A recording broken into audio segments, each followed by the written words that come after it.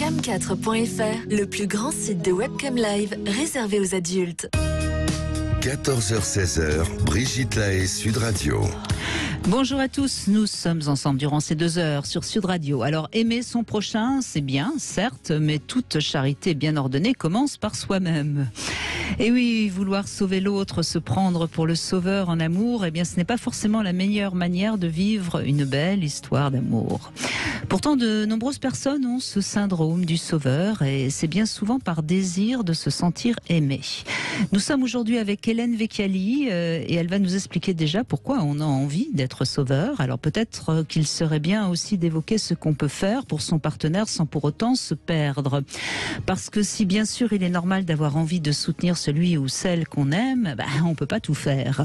Et en se positionnant en sauveur, eh bien soit on risque d'être quitté une fois que notre partenaire ira mieux, parce qu'il n'aura pas envie de continuer à vivre auprès de quelqu'un qui peut-être l'aura vu en piteux état, ou alors on mettra tant et tant d'énergie pour de toute façon se retrouver impuissant qu'à un moment donné on en aura peut-être un petit peu marre. Et pourtant, qui n'a pas été un jour sauveur par amour ou par amitié? Si c'est votre cas, en tout cas, je vous invite à venir témoigner en nous appelant au 0826 300 300. Bonjour Hélène Vecchiali. Bonjour Brigitte. Alors vous êtes psychanalyste, auteur de nombreux ouvrages, notamment Le silence des femmes, Un zèbre sur le divan, ce sont les 2 derniers aux éditions Albin Michel. Je sais que vous préparez un livre sur les sauveurs. Et alors évidemment, ça m'a donné envie d'aborder ce sujet qu'on n'a d'ailleurs jamais abordé dans cette émission avec ceux qui nous écoutent. Alors, pourquoi on a envie d'être sauveur ? Eh bien, on a envie d'être sauveur parce qu'on sait sauver. Le titre de sauveur ne peut être apposé que si on y arrive. Sinon, d'accord, si on n'est pas capable d'être sauveur, de toute façon, on n'a pas ce syndrome. On n'a pas envie. Voilà. D'accord. Or, c'est la première tragédie des sauveurs, c'est qu'ils savent sauver. Et pourquoi savent-ils sauver? Parce qu'ils ont eu une enfance plus ou moins difficile, plus ou moins malheureuse, mais en tout cas une enfance au cours de laquelle ils ont dû sauver leurs parents ou être seuls et se sauver eux-mêmes. Mais en tout cas, ils ont été dans une situation où ils ont appris toutes les difficultés que peuvent vivre des humains. Et ça leur donne la possibilité, lorsqu'ils veulent sauver, de bien comprendre la tristesse ou la douleur des victimes. Donc ça, c'est le premier point qui fait que c'est pas qu'ils veulent sauver, c'est qu'ils sont obligés parce que ils sont tombés dans la marmite quand ils étaient petits. D'accord, donc parce que c'est un petit peu devenu leur tempérament, enfin leur manière de fonctionner, obligatoirement, ils vont avoir envie de rencontrer quelqu'un qui aura besoin. Voilà. Oui. Parce que, premier point, ils savent sauver en raison d'une enfance ou de moments difficiles dans leur enfance, pas forcément quelque chose de tragique, mais des moments où ils ont dû devoir sauver les autres. Et puis, le deuxième point, c'est que dans cette enfance difficile où être impeccable, répondre à l'attente des parents, aider les parents, etc., leur a permis de récolter un petit peu d'amour, ce qu'ils ont pris pour de l'amour, eh bien, ils pensent que s'ils sauvent quelqu'un, ils vont récolter de l'amour. Et ça, c'est la deuxième tragédie, c'est qu'ils récoltent pas du tout de l'amour, ils récoltent de l'admiration, ils récoltent de la reconnaissance, mais admiration et reconnaissance pour leur prouesse et pas pour eux-mêmes. Donc ça, c'est aussi une autre douleur qui fait cette tragédie des sauveurs. Ensuite, comme vous l'avez si bien dit, ils ont été témoins de la déchéance de l'autre. Donc c'est une autre tragédie parce qu'au bout d'un moment, la victime qui va mieux va vouloir éliminer les témoins gênants. Donc ça aussi c'est compliqué. Et puis enfin, quelque chose qui est peut-être la chose la plus lourde, c'est que lorsque le sauveur soutient sa victime, l'accompagne, la protège, et puis lui fait du bien et en quelque sorte lui sauve sa vie psychique, eh bien la victime se sent dans une dette non remboursable. Abyssale, oui. Abyssale. Et là, c'est quelque chose qui est insupportable pour les victimes, c'est d'être dans une dette aussi colossale et de savoir que ça va pas être remboursable. Et c'est à ce moment-là peut-être que la victime peut devenir un peu méchante ou agressive. Oui. Et souvent, les personnes qui ont sauvé comprennent pas pourquoi tout d'un coup on vient les poignarder dans le dos. Enfin, la victime pour qui ils ont tout fait.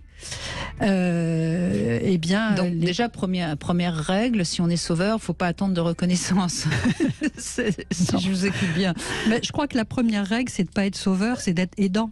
Oui, alors justement, c'est la question qui me venait, que j'avais envie de vous poser, Hélène Vecchiali. Est-ce que on peut, en étant sauveur, en démarrant une relation en étant sauveur, est-ce que ça peut passer à une belle histoire d'amour qui dure, ou est-ce que c'est de toute façon voué à l'échec? Moi, je pense que c'est compliqué, hein, en tout cas. C'est très compliqué. Ça part mal. Une métaphore que j'ai utilisée et dont je vous avais parlé de l'ambulance. Racontez-la, je l'adore cette métaphore et ça va parler à tous ceux qui nous écoutent. Le début du couple, quand l'un est ambulancier et l'autre est le patient à l'arrière, eh bien, les cartes sont distribuées, les rôles sont distribués. Il y a l'ambulancier et il y a le patient. Et quand tout d'un coup, l'ambulancier se tourne vers le patient en disant « Est-ce que tu veux conduire l'ambulance et moi je me mets derrière ?» c'est un non-sens. C'est-à-dire que là... même très fatigué, le conducteur doit rester le conducteur. C'est fini, l'ambulancier, voilà, c'est fini. On ne peut plus inverser les rôles, ils sont distribués, le casting est clair. Et à partir de là, la messe est dite, quoi. C'est terminé. Donc ça, c'est compliqué. C'est compliqué. C'est pour ça que ce que je disais précédemment, il y a une différence entre sauver et aider. Et il y a une ligne rouge. Alors justement, est-ce que vous pourriez un petit peu la définir, cette ligne rouge? Il y a une différence entre très et trop. C'est-à-dire aider beaucoup et trop aider. La ligne rouge, c'est lorsque le sauveur veut absolument réparer en lui la mère qui n'a pas été suffisamment bonne. Et par conséquent, il va donner à l'autre ce qu'il n'a pas eu ou ce qu'il pense ne pas avoir eu. Et il va englober sa victime, la personne à sauver, il va l'entourer d'un utérus virtuel, d'une matrice virtuelle très serrée, et il va vouloir être celui qui sauve, celui qui est l'unique, celui à qui l'autre doit sa vie. Et à partir de là, on voit bien qu'on n'est plus dans une relation d'aide. La relation d'aide, c'est d'abord peut-être attendre qu'on nous demande de l'aide. Or, souvent, le sauveur va sauver quelqu'un qui n'a rien demandé. Mais comme le sauveur a cette perception, cette intuition très forte de la souffrance de l'autre, eh bien, il va y aller vraiment avec beaucoup d'altruisme et de générosité. Il ne faut pas taper trop sur le dos des sauveurs, qui sont des belles personnes, qui ont vraiment, qui font abnégation d'eux-mêmes et qui sont dans un don d'eux-mêmes absolu. Mais à partir du moment où on y va alors qu'on n'a pas eu de demande, eh bien on n'est déjà plus dans l'aide. On est dans voilà. Quand on va apporter des solutions alors que la personne n'a pas demandé qu'on l'aide à résoudre, quand on va être plus dans la parole, le soutien, etc., que dans l'écoute, ou une écoute qui va être orientée avec un peu de psychanalyse sauvage, un petit peu de solutions, etc. On voit bien que là, on a dépassé la ligne de l'amitié et du réconfort et juste de l'aide. Et justement, est-ce qu'on rencontre aussi des relations de sauveurs en amitié? Oui, bien sûr. Bien sûr, c'est partout. C'est en amitié, c'est en amour. C'est c'est un rôle, et c'est vrai que, je répète, ce sont des belles personnes, mais qui qui vivent des tragédies parce que au bout d'un moment elles sont pas reconnues à leur juste valeur et à leur juste souffrance. Eh bien, nous avons déjà Sandrine qui nous a appelé, qui est avec nous sur Sud Radio et qui va nous raconter justement son rôle de sauveur. On l'écoute dans un instant. Sud Radio et Sud Radio. Si vous avez un peu le sentiment d'être dans une relation où vous portez l'autre à bout de bras et que vous en avez peut-être, que vous avez peut-être l'impression qu'il y a quelque chose qui ne va pas, vous pouvez bien sûr nous appeler sur Sud Radio au 0826 300 300. Nous sommes avec Hélène Vecchiali qui est en train de nous préparer un superbe livre justement sur le sauveur avec un très joli sous-titre. Donnez-nous votre sous-titre. Oui, le titre c'est La tragédie du sauveur et le sous-titre le besoin ardent d'être aimé. Et justement, Sandrine, est-ce que c'était un besoin d'être aimée? Bonjour. Oui, bonjour, Bonjour. Brigitte, bonjour Hélène. Oui, ça me parle tout à fait, ce besoin ardent d'être aimé. Alors en fait, mon histoire, j'ai rencontré un homme via une relation, via une copine, et la première fois que j'ai vu cet homme, en fait, son visage, et j'ai tout de suite ressenti une personne qui était malheureuse, en fait, qui n'était pas joyeuse, très malheureuse, et c'est la première impression que j'ai eue très très forte. Et du coup, on est devenus amis, et on s'est vus dans ce contexte amical, et j'ai tout de suite senti qu'il avait des besoins d'être aimé, d'être entouré. Il me disait qu'il avait envie d'une famille unie, etc., etc. Et on s'est côtoyés amicalement dans un premier temps, et puis ça a basculé dans quelque chose de plus intime. On va dire que, avec le recul, je peux dire que c'est plutôt lui qui a choisi de tomber amoureux de moi plutôt que l'inverse. Je pense que moi, je me suis pas posé vraiment la question. J'étais vraiment dans une relation amicale, mais j'avais vraiment envie de lui apporter quelque chose. Donc, on a basculé dans quelque chose de plus intime. Donc, et, au départ, vous êtes une sauveuse en amitié. Voilà, je pense que je me suis positionnée comme ça, et à partir du moment où il a ouvert la porte à l'amour, j'ai pas pu refuser, parce que en fait j'ai même pas fait le choix. C'est ça qui est étrange, c'est que j'ai même pas fait le choix de dire oui, je choisis d'aimer cet homme, ou j'ai envie d'aimer cet homme ou pas. Je suis restée, je pense. Il aurait été trop triste si vous ne répondiez pas à son amour, c'est ça? Eh bien, peut-être que je me disais que je pouvais faire un truc incroyable, je pouvais le rendre heureux. Voilà. Voilà ce que je me suis dit. Et je pense que j'avais besoin de sentir que je pouvais rendre quelqu'un heureux. Alors, j'ai plongé tout droit là-dedans, et dans une première phase de vie, ça a été le cas. Et j'ai redonné le sourire, jovialité, etc. Et puis petit à petit, avec le temps, il a eu des périodes un peu noires, un peu sombres, et donc je redoublais d'efforts pour qu'il ne soit pas dans cet état, et donc j'assumais de plus en plus cet aspect-là comme étant de ma responsabilité. J'ai pris ça trop à cœur, et j'ai continué. Et puis en fait, avec les années, après on a eu des enfants, ce qui fait que je me suis rapprochée davantage de mes enfants que de lui, donc il s'est senti, je pense, délaissé, un peu abandonné, ce qui fait qu'il a été dans des périodes encore plus sombres et encore plus tristes, ce qui était encore plus compliqué pour moi. J'ai encore redoublé d'efforts et d'énergie entre mes enfants et lui et ses problèmes, en me sentant toujours responsable. Et puis, le truc qui s'est passé, c'est qu'à un moment donné, j'y arrivais plus, parce que il y avait beaucoup plus de périodes où il était éloigné et sombre que de périodes où il était heureux avec moi. Et là, vous avez eu envie quand même de vous sauver, vous? Eh pas tout de suite, parce que malheureusement, il y a eu un autre épisode, l'épisode de la culpabilité, où il m'a dit que, en fait, il m'a mis une sorte de carotte en disant que il serait très très heureux avec moi, qu'il manquait pas grand chose, et qu'il fallait que je sois plus présente, que je sois Faire encore plus d'efforts. Encore plus d'efforts. Alors je me suis dit, je suis une combattante, je vais y arriver, parce que je voulais me prouver que j'étais capable de ça, au lieu de me prouver un truc à moi-même plutôt qu'à l'autre. Et du coup, je suis rentrée complètement dans ce jeu-là, qui était franchement destructeur, où j'y ai perdu mes plumes, mon énergie, tout ce qu'on veut. Et il y a eu un moment où je me suis rendu compte en me disant, mais non, en fait, je peux pas. Je peux pas, ça vient de lui, c'est lui, et ça lui appartient. Je peux rien faire là-dedans. Et j'ai eu l'illusion véritable, donc pas vraiment une illusion, ça lui a vraiment fait du bien, je pense, notre relation de démarrage. Oui. Mais je pense qu'il y avait quelque chose à faire de son côté, qui le regardait très intimement et qui ne me concernait pas. Oui. Et quand j'ai réalisé ça, et que j'ai accepté de démissionner du poste en disant stop, maintenant il faut que parce que moi je pense que j'étais pas mal abîmée aussi, pas mal fatiguée énergétiquement de cette relation. Ouais. Et je me suis donc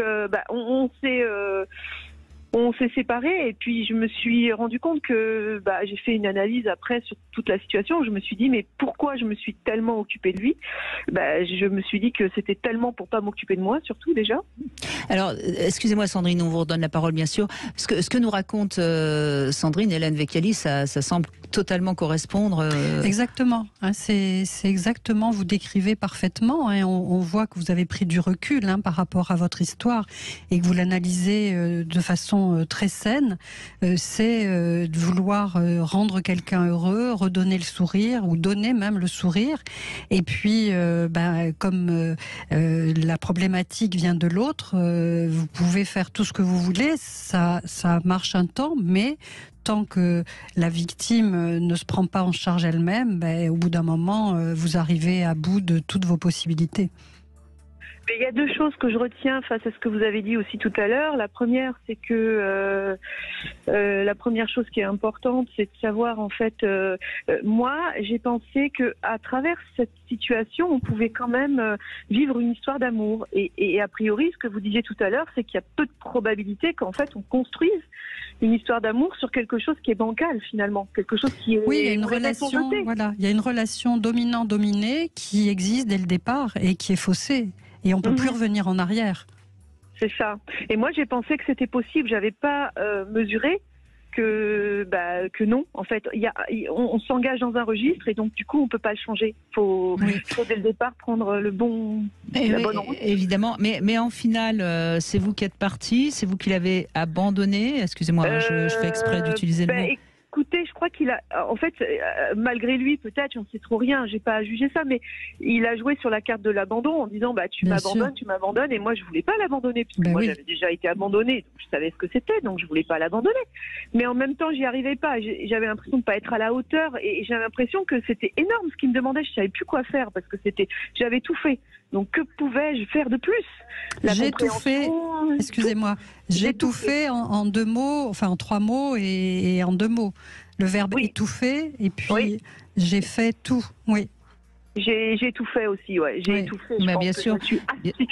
C'est-à-dire que vous perdez tout doucement votre énergie.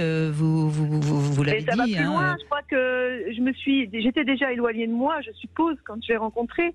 Mais au final, à la fin, je savais plus qui j'étais. Donc, au final, je me suis encore plus éloignée de moi. Ça n'a fait que creuser un fossé. Et est-ce qu'il a été un petit peu, en finale, à la fin, un peu dévalorisant, agressif, vous faisant payer un peu Oui, parce que à la fin, en fait, la séparation, c'était tu m'as abandonné. Il appuyait sur le point le plus sensible qui lui avait déjà permis de vous récupérer avant, et là, ça marchait plus, quoi. Je pense que c'est aussi un point sensible chez lui, c'est là où peut-être il a quelque chose à travailler, je pense, parce que on n'abandonne pas quelqu'un quand on décide de se séparer. Bien sûr. Comme ça, moi. Oui. Et est-ce que vous faites un lien avec une enfance où vous avez dû être dans l'empathie, dans l'aide, dans le soutien? Oui, j'avais un père qui m'accordait pas beaucoup d'importance, et donc j'étais tout le temps en train d'être visuellement en concordance avec lui pour attirer son regard et faire qu'il me voie déjà. Parce qu'il ne me voyait pas, et quand il me voyait, c'était pas terrible. Donc j'essayais de faire en sorte qu'il me voie, et qu'il me voie sous des traits que lui avait envie de me voir. Donc du coup, souvent, j'essayais de caler à ces trucs, mais au final, j'y suis jamais arrivée. J'aurais pu me caler où je voulais, comme je voulais, ça n'aurait rien changé. Il était dans l'incapacité de... mais quand on est enfant, on sait pas, donc on fait. Et aujourd'hui, je sais que quel que soit ce que j'aurais pu, c'est exactement ce qui s'est joué avec mon couple, c'est quel que soit ce que j'aurais pu faire. Ce que vous auriez pu faire, vous n'auriez pas pu le sauver, quoi. Non, tout comme mon père, je n'ai pas pu sauver quelque chose dans notre relation, mais j'en étais pas entièrement responsable, j'en étais pas responsable. Et d'ailleurs, lui-même a pas souhaité, il a pas souhaité. On choisit pas sa famille, donc on est obligé de composer avec. Par contre, on essaye de choisir. On peut choisir son partenaire, et bravo, parce que vous avez déjà bien avancé, et sans doute que vous pourrez choisir quelqu'un qui ne sera pas une victime potentielle. En tout cas, c'est ce qu'on vous souhaite, Sandrine. Merci beaucoup. Bravo, Sandrine. Merci de ce témoignage qui est en effet très en cohérence avec ce qu'on disait. Oui, tout à fait. Elle a développé dès l'enfance une capacité d'adaptation, et ce qu'on appelle aussi un faux self, c'est-à-dire de s'oublier pour s'adapter à l'autre. On retrouve dans un instant notre Sexy News, Soisic Belin. Radio, c'est l'instant Sexy News. Eh bien, Hélène Vecchiali, nous accueillons notre journaliste Soisic Belin. Bonjour. Bonjour Brigitte, bonjour Hélène. Aujourd'hui, pour vous et pour nos auditeurs, 2 coups de cœur, un livre et un film avec comme lien l'empouvoirment, comme on dit, par le maquillage d'un côté et par la danse érotique de l'autre. Alors, commençons par le livre, ici, Make-up de Valentine Pétry, qui est journaliste. Livre qui paraît aux éditions des Pérégrines. C'est non seulement un voyage clair et structuré autour de notre rituel, qui est le maquillage, mais aussi un livre d'histoire, de sociologie, d'anthropologie et de critique de notre société de consommation et du body positive, de tous ces nouveaux mantras que l'on nous martèle à longueur de journée, récupérés par des services de pub de certaines marques de cosmétiques qui ont su adapter et reconstruire leur discours marketing. Aujourd'hui, on ne se maquille plus pour séduire l'autre, mais pour s'aimer soi-même, pour se sentir forte, pour être en accord avec sa personnalité intérieure. Le maquillage permettrait donc l'amour de soi, mais à quel prix ? Parce que oui, soyons très factuels, tout le monde n'a pas ni l'argent ni le temps à consacrer à cette coquetterie. Et puis, certaines ont décidé de s'en passer du maquillage. Elles racontent l'arrêt de ce décorum issu de la société patriarcale comme un exploit, comme une personne qui aurait réussi à se passer de la cigarette alors qu'elle était une fumeuse aguerrie depuis plus de 20 ans. Oui, parce que le maquillage... Je découvre que c'était le patriarcat qui fait qu'on se maquille. Et vous savez, le patriarcat, on l'utilise très très souvent. D'accord. Voilà. Bon, le maquillage aussi, il est arrivé très tôt, comme ceux qui parlent de la cigarette et du commencement de leur je sais pas, de leur rapport à la cigarette, du moment où ils ont commencé à fumer. J'y arrive. Je sors de mon petit bougli-bougla. Donc le maquillage aussi, on commence tôt, de plus en plus tôt, selon l'autrice, qui fait allusion à tous ces jouets de mimétisme que l'on met entre les mains de nos plus jeunes. Dès 18 mois, dès 2 ans, l'enfant se fait un plaisir d'imiter ses proches et ceux qui l'entourent. Alors certaines marques ont tout prévu et la trousse de maquillage, fausse certes, mais bien réelle dans la tête de nos chérubins, fait partie du trio gagnant avec la mallette du docteur et la dinette. Alors pour Valentine, qui est journaliste donc beauté, qui connaît bien et maîtrise son sujet, elle a pu constater des grosses incohérences entre ces marques qui pullulent et qui, pour sortir du lot, doivent constamment se réinventer, parfois en faisant fi des conditions de travail qui peuvent être à 1000 lieues de l'image qu'elles souhaiteraient renvoyer aux clientes fidèles et aux nouvelles converties. C'est le cas du fameux beurre de karité. Nous sommes nombreux à lui vouer un culte et l'autrice précise que l'on surnomme cet ingrédient l'or des femmes parce que ce sont elles qui le ramassent en Afrique de l'Ouest et justement, celles qui le ramassent, qu'en est-il de leurs conditions de travail ? Selon un rapport de l'Organisation des Nations Unies pour l'alimentation et l'agriculture daté de 2020, la rémunération moyenne de ces femmes est de 62 € par an. Et la croissance provoquée par notre fascination pour le karité n'aide pas, non bien au contraire, car cette activité qui était auparavant complémentaire est devenue pour ces femmes un revenu pour une activité principale et elles sont de plus en plus dépendantes vis-à-vis des acheteurs qui se font, eux, de plus en plus cruels. Alors, il y a une ONG, Alliance internationale pour les femmes du karité, qui a été fondée par Carole Tawema, ils ont mis en place une pétition sur change.org, si ça vous intéresse. J'ai donc posé la question à cette autrice. Le maquillage est une arme, mais au service de qui ? Le maquillage a toujours été présenté comme une arme. D'abord une arme de séduction, et puis aujourd'hui une arme pour accéder à l'amour de soi. En fait, c'est comme si le fait de vous maquiller allait vous faire accéder à quelque chose que vous désirez au plus profond de vous, et ce désir varie en fonction des époques.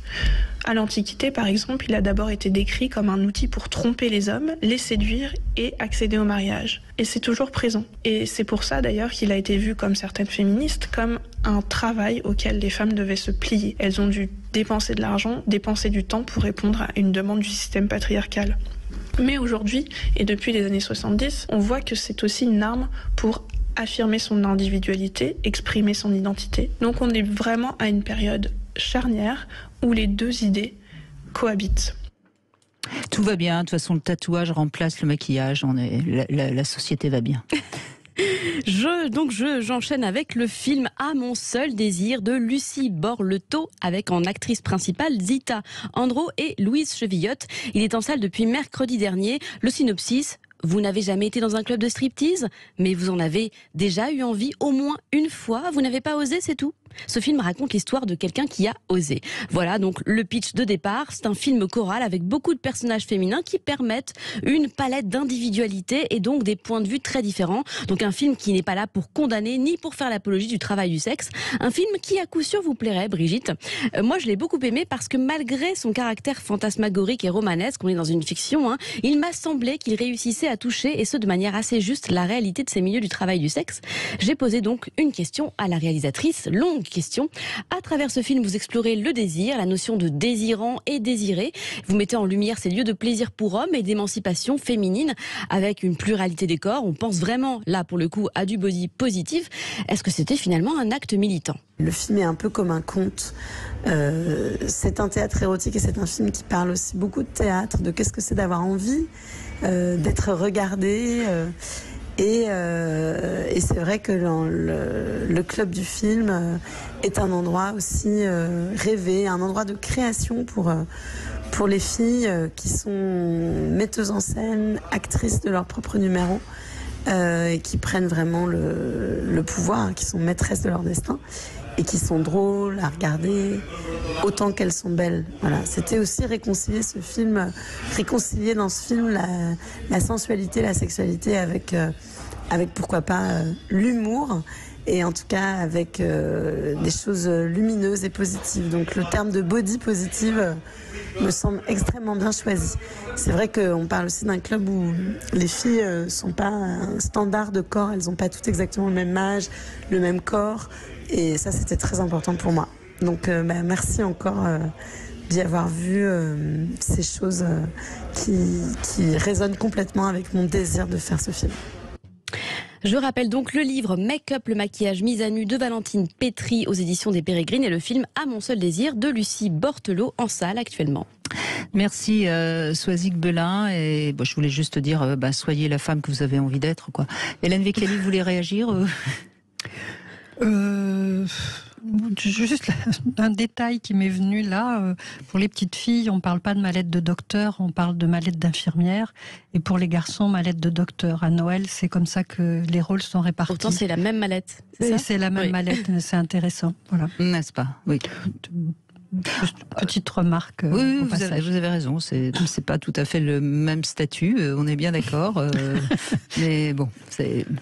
Et après. Ces petites filles qui ont été élevées avec la mallette d'infirmière seront des sauveuses. N'est-ce pas ? Mais il y a des sauveurs aussi. Oui, il y a aussi des hommes qui sont sauveurs. Et oui, bien sûr. Et il y a des hommes qui ont envie d'être infirmiers. Et aujourd'hui, il y a plus de femmes médecins que d'hommes médecins. Donc tout va bien malgré tout. Ça se rééquilibre. Bon. Non, je vous assure, c'est vrai. Hein. Oui, c'est vrai ce que je dis. Merci Soazic Belin. Et puis, je crois que quand on est petite fille, enfin en tout cas moi, petite fille, j'allais voler le petit rouge à lèvres de ma mère et je me maquillais en cachette. Voilà. Moi, j'allais voler le tank et les pistolets de mon frère. Ah, je comprends mieux. Moi, les vêtements et les chaussures de ma mère. Ah oui, les chaussures aussi. Je marchais dans les chaussures les hauts talons de ma mère. Oui. Mais je pense que les petits garçons font pareil, en fait. Mais non, c'est les bas. Ils piquent les bas et les petites culottes de leur mère. Je dis oui. Merci Soazic Belin, merci beaucoup. Charlotte, bonjour. Bonjour. Merci d'être avec nous, Charlotte. Alors 3 questions, puis après vous pourrez en poser une à Hélène Vecchiali. Première question, Charlotte, est-ce que vous avez déjà eu l'envie de sauver quelqu'un ? Malheureusement, tous mes ex. Voilà. Et donc ça n'a pas marché. Non, mais en fait, si vous voulez, donc après le père de ma fille, j'ai fait une thérapie. C'est là que j'ai appris que j'étais une sauveuse malgré moi, en fait. Voilà. Et qu'on m'a dit, on m'a bien expliqué, on ne peut pas sauver tout le monde et que ne peut être sauvé que ceux qui le veulent. Et effectivement, je veux sauver sans demande et donc ça forcément ça marche pas. Il y en a qui se plaisent dans leur rôle de victime, comme on m'a dit. C'est voilà. Donc, à chaque fois, j'ai échoué, bien sûr. Hein. Et donc, on va dire la dernière relation n'a duré qu'1 an parce que effectivement, j'ai bien compris. C'est bien. Vous ouvrez les yeux de plus en plus vite, au moins. Mais grâce à vous un petit peu, parce qu'en écoutant vos émissions, du coup, j'ai bien compris que le compagnon ne peut pas être le psy, et donc je disais à chaque fois, va voir un thérapeute, et bien sûr la personne étant réfractaire à la chose, j'ai dit, écoute, moi je peux rien pour toi. Et puis ça finissait toujours avec ça montait en pression, pareil. Et puis le terme qui m'exaspérait à chaque fois, comme votre auditrice précédente, c'est j'en faisais jamais assez, mais on me donnait jamais de pistes sur lesquelles aller. Non, mais je sais pas, mais c'est que t'en fais pas assez. C'est ça, c'est intéressant. Tu m'as jamais aimé, quoi. Ouais, c'est intéressant ce que dit Charlotte, parce qu'en fait, l'autre aime bien nous renvoyer à notre impuissance. Hein. Oui, c'est la vengeance inconsciente, la plupart du temps. C'est la vengeance inconsciente des victimes, entre guillemets. C'est-à-dire qui ne se remettent pas en cause, mais qui remettent en cause facilement leur sauveuse ou leur sauveur. Mmh.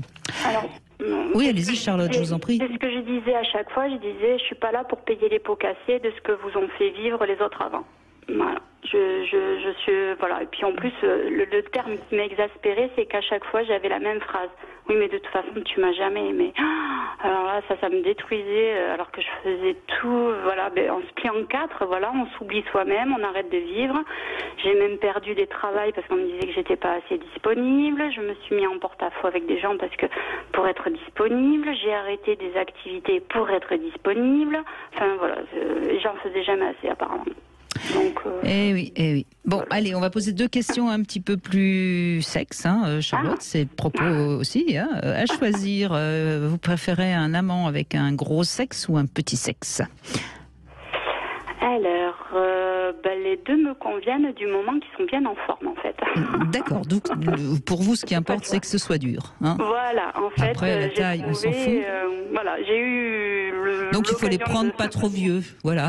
Et voilà, effectivement, passer un certain âge, ça coince. Ça se ramollit un peu, c'est vrai. C'est vrai. Bon, allez, dernière question. Est-ce que vous seriez sexuellement un peu dominante ou pas du tout? Je dirais 50-50, j'aime bien les deux. D'accord. Bon, très bien. Et vous pouvez poser une question à Hélène Vécali, elle vous écoute. Alors, du coup, donc en ayant fait plusieurs thérapies, en écoutant les émissions, j'ai, je pense, décelé le problème de mon rôle de sauveur qui est venant de ma maman qui croyait que j'aimais toujours plus mon père qu'elle. Voilà, qui a été un peu toxique pour moi. Et j'avoue que dernièrement, j'ai trouvé un changement dans son rapport avec moi. Malheureusement, je pense que c'est suite à des problèmes de santé où elle a suivi des thérapies, fait de la sophrologie et des choses comme ça. Disons que quand elle me voyait, elle me disait « Ah tiens, t'es là toi ?» Voilà. Et maintenant, j'ai « Ah tiens, voilà ma fille ». Donc ça fait un peu plus chaud au cœur de l'entendre comme ça. J'ai un peu moins de reproches de droite et de gauche. Je sens un meilleur rapport entre nous. Du coup, question, est-ce que ça va régler mon problème du sauveur ou pas? Eh bien, elle va vous répondre dans un instant, Hélène Vécali. Charlotte, restez avec nous. Merci. Gitlae Sud Radio. Eh bien, nous sommes en compagnie de Hélène Vécali. Nous évoquons le syndrome du sauveur. Et Charlotte vous a posé une question. Est-ce que le fait que sa mère, maintenant, soit un petit peu plus agréable avec elle, ça va l'aider à s'éloigner de ce syndrome du sauveur, Hélène Vécali? Bien, je pense que c'est parce que justement vous êtes éloigné du syndrome du sauveur que votre mère a changé de comportement. Les relations entre les gens sont des systèmes, un peu comme des roues dentées. Et à partir du moment où vous, tout d'un coup, vous décidez de changer de sens, eh bien, elle s'adapte petit à petit. Et je crois que elle-même a fait, d'après ce que vous dites, des thérapies, de la sophrologie, etc. Donc ça a dû déjà l'aider, mais le fait que vous ayez plus du tout envie d'être sauveuse l'a fait changer de comportement, et je crois que ça y est, les choses sont rentrées dans l'ordre grâce à vous. Donc ce serait chacune qui a fait un petit bout du chemin entre Charlotte et sa mère. Mais je pense que c'est d'abord certainement Charlotte qui a changé de comportement. D'ailleurs, dans son discours, on entend bien qu'elle a compris ce qui se passait et qu'elle ne voulait plus que ça se reproduise. Et sa mère, inconsciemment, a bien senti qu'elle était sur un siège éjectable si elle continuait à se comporter de la sorte avec sa fille. Et donc, elle a modifié son comportement. Puis comme elle s'est fait aider aussi, ça l'a confortée dans cette nouvelle attitude. Voilà, Charlotte. Comme quoi, quand on veut vraiment insister dans un domaine, en fait, si on fait l'inverse, ça marche mieux au final. Oui. Mais je m'en suis un peu rendu compte pas plus tard savoir que ce week-end, j'ai un ex-compagnon qui apparemment fait de l'apnée du sommeil. J'ai beau lui dire tu vas en mourir, si tu fais pas quelque chose, tu peux mourir, tu peux mourir. Et vous savez ce qu'il a fait, se décider à prendre rendez-vous, et il va prendre rendez-vous dans la semaine. C'est qu'il est venu travailler avec moi ce week-end, et dans la nuit je l'entendais ronfler, donc ça m'a agacée, et j'ai changé de chambre. Et bien le fait que je me sois éloignée de lui parce qu'il ronflait trop, tout de suite il a dit c'est bon, je prends rendez-vous chez le médecin. Voilà, le fait que j'ai quitté la chambre et que je l'ai, voilà, qu'il savait pas pourquoi j'avais fait ça, qu'il s'est posé 1000 questions, et bien du coup ça y est, ça l'a motivé à prendre rendez-vous et à prendre soin de lui. Et oui, quand on sauve plus les autres, à un moment, ceux qui peuvent se sauvent eux-mêmes. Hein. Voilà, donc c'est parfait. Merci Charlotte. Merci Charlotte. Merci à vous. Eh bien, ce n'est pas le mari de Charlotte, mais il s'appelle Charles. Bonjour Charles. Bonjour Brigitte. Bonjour Merci Charles. sur votre radio. Merci, Bonjour. merci à vous. Alors, vous vous êtes séparés en début d'année, après 20 ans de relation, et vous avez aussi le sentiment d'avoir essayé de la sauver ? Mais oui, en fait, si vous voulez, quand on s'est connus, c'était un peu ça. C'est quelqu'un que, je vais pas dire que j'ai pris en pitié, mais qui m'a touché de par le fait qu'elle était mère célibataire, seule, un peu à faire des heures pas possibles, et puis bon, on s'est connus dans le cadre du travail, sur un déplacement, et en écoutant un petit peu son histoire et en voyant comment elle était, quelqu'un de super dynamique et tout, mais qui était en fait prise dans une turbine, et on peut pas laisser un enfant, son enfant, pour une jeune mère, être élevé par une nounou, quoi. C'est pas concevable. Donc de cette là, moi je me suis mis avec elle, bon, parce que déjà d'une, on sait plus, je vais pas lui dire qu'on sait pas. Oui, mais elle avait un enfant aussi, c'est ça, hein ? Oui, c'est ça. Oui, d'accord. Et ouais, c'est cet enfant qui était élevé par la nounou, parce qu'en fait, ça lui arrivait des fois de donc pas faire, le bébé aussi vous a touché et... Ben oui, c'est les deux, ouais, vraiment, c'était le duo, quoi. Et donc on se dit bon, il faut je vais essayer de faire quelque chose. C'était un garçon, c'était un petit garçon. C'est un garçon, ouais, Oui. c'est un petit garçon, il avait pas tout à fait 2 ans. Ouais. Mhm. Et donc on s'est mis ensemble sans savoir si vraiment j'allais rester avec elle vraiment, quoi, voilà. Et puis bon, ben, Pourquoi vous disiez que vous saviez pas si vous alliez rester avec elle vraiment? Moi, dans l'idée, si vous voulez, je voulais qu'elle change de métier pour la sauver, dans le sens où qu'elle se sauve de là où elle était déjà. Et ça a été possible, on l'a fait, hein, mais pour qu'elle fasse des horaires qui soient décents pour... D'accord, mais là, vous ne parlez pas de votre relation à tous les deux. Et non, je ne parle pas de notre relation à tous les deux. Et du coup... La question d'Hélène, c'est en quoi vous pensiez que ce serait peut-être pas... Enfin, que vous ne resteriez peut-être pas avec elle, hein. C'était bien ça, votre question, Hélène, hein. En quoi je pensais ça? Parce que c'était une relation vraiment qui débutait. Vous n'étiez pas très amoureux d'elle, on pourrait dire ça, par exemple? Je sais pas si je pouvais dire que j'étais très amoureux d'elle. Non, justement, vous n'étiez peut-être pas très amoureux d'elle. Enfin, je sais pas. Je pense que c'est le partage de sentiments entre le fait qu'elle me touche et le fait que je suis amoureux, c'est un peu des deux. Mais donc, a priori, si on est amoureux et que quelqu'un nous touche, on a plutôt envie que ça dure, non? Oui. Oui, c'est sûr. Après, c'est dans ses attitudes et dans son comportement. Vous savez. D'accord. Il y avait quelque chose quelque part qui, vous n'auriez pas défini quoi, mais quelque chose qui quand même vous mettait un petit peu en réserve. Oui, c'est ça, exactement. Est-ce que vous diriez que ce que vous aviez commencé à dire, hein, mais de ce que peut-être moi j'entends, c'était vraiment cette volonté de sauver cette mère et cet enfant qui passait par-dessus, qui était bien plus forte, cette volonté-là, bien plus forte que peut-être de l'amour. C'est ça. C'était plus sauvé qu'aimer. Plus sauvé qu'aimer, et pour pouvoir me dire, ok, je l'aimerais mieux quand elle sera beaucoup plus stabilisée, vous voyez. Ouais. Mmh. Donc il y avait sans doute une part de vous qui sentait que c'était mission impossible, mais il fallait y aller, quoi. C'est ça. Mmh. Et alors? Bon, après, notre histoire a débuté et un peu, je vous avoue, un peu vite, puisque elle est tombée enceinte assez rapidement, peut-être au bout de 6 ou 8 mois. Oui. Et du coup, après... Un peu piégé, donc. Hein. Un peu piégé, c'est ça. Et donc, c'est une base de, si vous voulez, une fondation de couple qui n'est pas forcément... c'est pas une meilleure base, quoi. Oui, qui n'est pas équilibrée. Eh oui. Sans savoir comment est l'autre et comment on vit vraiment à deux, sans vraiment se construire, sans vraiment se connaître. J'ai l'impression que vous avez tout de suite senti le poids que sur vos épaules de tout ça. Mais clairement, parce qu'en fait, on se retrouve d'un coup papa de 2 enfants. Oui, 3. Voilà. On pourrait presque dire. Oui. Quelque part, oui. 3, oui, un peu. Enfin, en tout cas, vous étiez responsable de 3 êtres qui avaient un besoin essentiel d'être sauvés, de vous. Parce que les bébés, pour le coup, ils ont besoin d'être sauvés. Ah non, mais là, clairement. Donc, après, est-ce qu'elle a senti ça en moi? Je sais pas. Est-ce que... Voilà. On s'est construit, on a vécu ensemble. Après, longtemps, même. Oui, longtemps. On a passé outre un peu tout ça. On a eu fait des projets. Et c'est vrai qu'en vivant à 2, moi, ce que j'espérais malgré tout, c'était lui donner un peu d'autonomie, de maturité, je pense, peut-être. Mm-hmm. Parce qu'il manquait un peu ça chez elle. Mais ce qui vous avait touché au départ. Oui, c'est ça. Et si vous voulez, la maturité est arrivée au fur et à mesure du temps.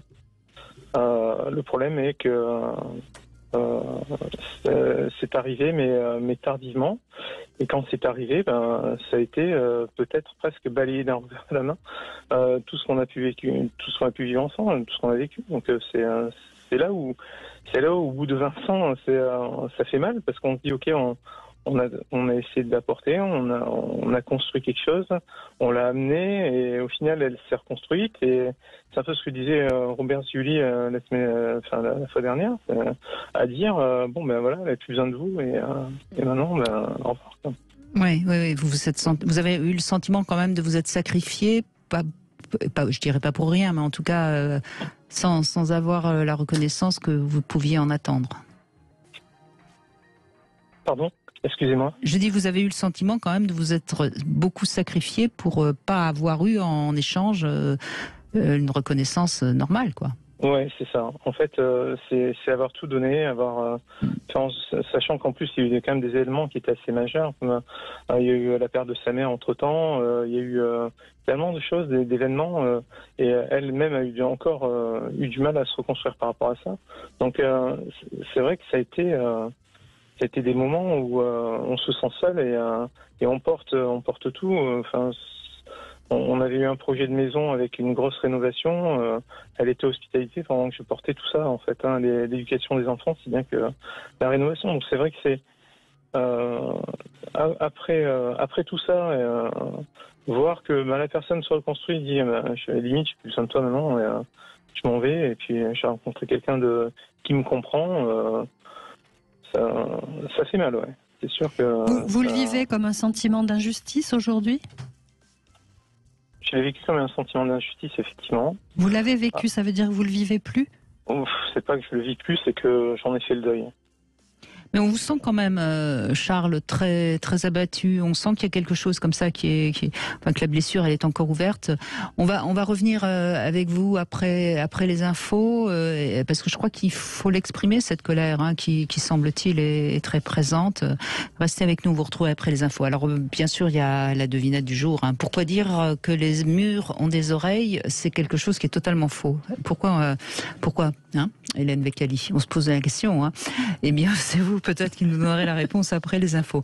Si vous aussi, vous avez le sentiment d'avoir beaucoup donné, de vous être sacrifié, de ne pas être reconnu comme tel, donc oui, vous avez été sauveur et en effet, on n'est jamais reconnu comme tel. Vous pouvez témoigner au 0826 300 300. On se retrouve après les infos. Sud Radio.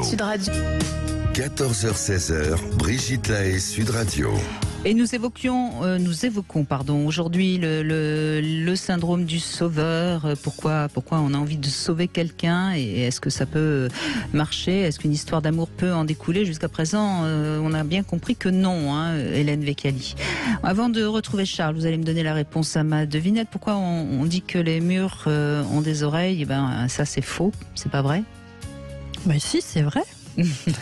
Bah non, parce que c'est aux portes que les indiscrets écoutent, c'est pas au mur. On met Je le l'oreille saurai alors. près de la porte. Charles, oui, vous êtes, on sent une certaine colère un peu rentrée là, qu'on peut comprendre bien sûr, puisque vous avez un peu l'impression d'avoir perdu 20 ans de votre vie, d'autant que, a priori, vous avez eu aussi un enfant avec elle, ça simplifie pas les choses, j'imagine. Oui, même 2 enfants, on a eu 2 enfants et ça simplifie pas les choses. Disons que c'est pas avec un enfant qu'on solutionne le problème, ça c'est certain. Maintenant, effectivement, moi j'avais vraiment cet espoir qu'il y ait du changement chez elle, mais le changement, je m'attendais pas à ce qu'il soit radical comme ça et que au moment où elle allait mieux, que tous les maux qu'elle avait en fait viennent de moi et que grosso modo, pour que ça aille mieux, elle me quitte et qu'elle s'en aille à quelqu'un d'autre qui la comprend mieux, qui est beaucoup mieux que moi, qui a toutes les qualités. Donc voilà. Oui, mais ce que je disais en début d'émission, c'est qu'à un moment donné, que si l'autre va mieux, ce qui semble être son cas, elle n'a pas envie de vous garder puisque vous l'avez vu pendant tellement d'années ne pas aller bien. Mais peut-être que plutôt que de parler d'elle, ce serait bien de parler de vous, Charles. Je crois que on peut comprendre votre colère, votre déception, votre sentiment d'injustice. La bonne nouvelle, c'est que vous êtes une personne qui est d'une grande générosité, bienveillante. Et la mauvaise nouvelle, c'est que vous êtes un excellent sauveur. C'est-à-dire que vous l'avez sauvé. Sauf que on sait le sort qui est réservé aux sauveurs, puisque c'est une vraie tragédie. C'est-à-dire que en fait, vous lui avez donné la vie et cette dette, elle est incommensurable pour elle. Donc, c'est pas supportable à un moment de vivre avec quelqu'un qui vous a sauvé la vie. Donc, votre difficulté, et je pense que la question de Brigitte est pertinente, votre difficulté, c'est qu'est-ce qui a fait que vous avez voulu être un sauveur ? Qu'est-ce qui a fait que vous vous êtes retrouvé dans cette situation à faire abstraction de vous pour vous donner complètement dans cette mission. Parce que vous avez fait abstraction de vous, ce qui fait qu'au moment où elle vous quitte, vous restez complètement vide de tout et vide de vous, sans doute. C'est d'autant plus important que vous le compreniez, puisqu'au début, vous aviez l'intuition, quelque part, que ça pouvait pas marcher. Voyez ? Donc, et vous y êtes allé en disant elle me touche et c'est plus fort que de l'amour. Vouloir la sauver, c'est plus fort que de l'amour.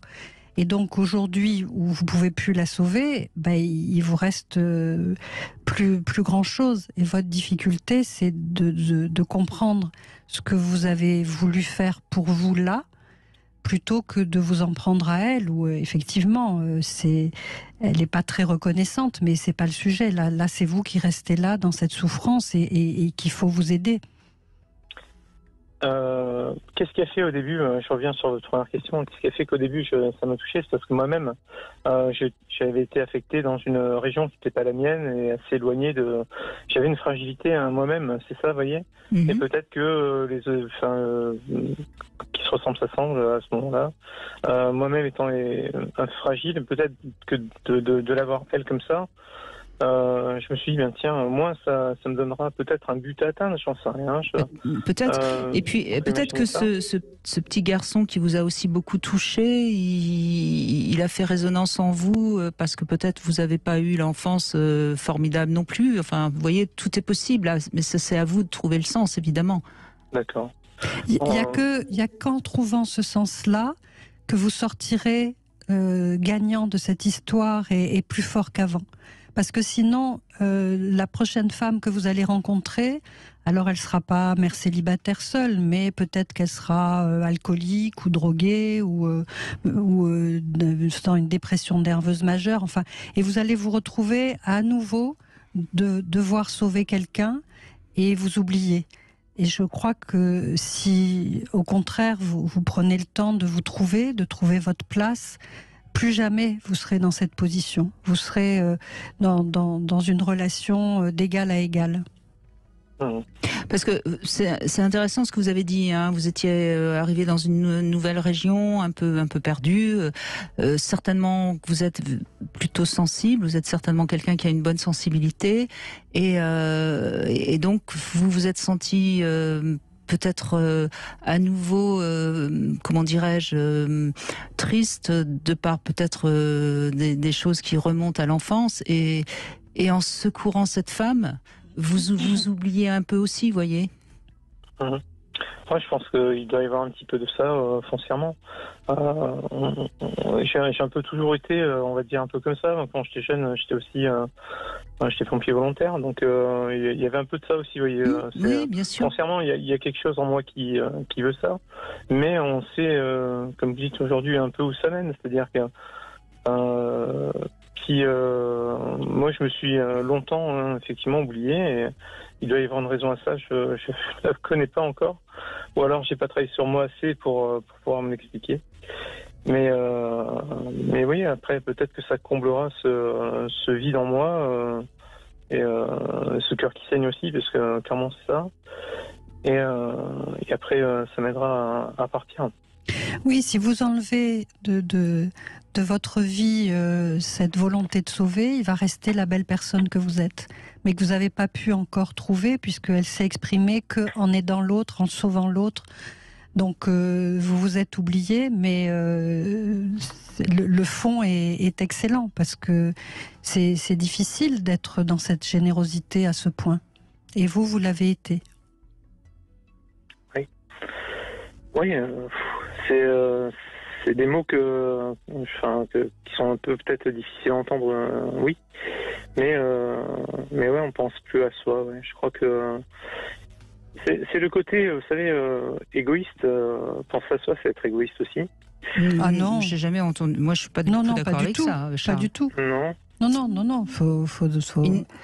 Je vais vous dire les choses autrement, Charles. Une belle relation, c'est quoi ? C'est donner, savoir donner, mais savoir recevoir. Et si on ne sait pas recevoir, et qu'on est tout le temps dans le besoin de donner, c'est que quelque part, soit on n'est pas encore suffisamment dans le respect de soi-même, ou parce qu'on croit qu'on ne mérite pas. Enfin, je veux dire, il y a plein de choses à comprendre, vous voyez, derrière cette difficulté à recevoir. D'accord. Et c'est en acceptant de recevoir qu'on va donner à des personnes qui pourront nous donner aussi en échange quelque chose, quoi. Sinon, en effet, on reste sauveur. Ok.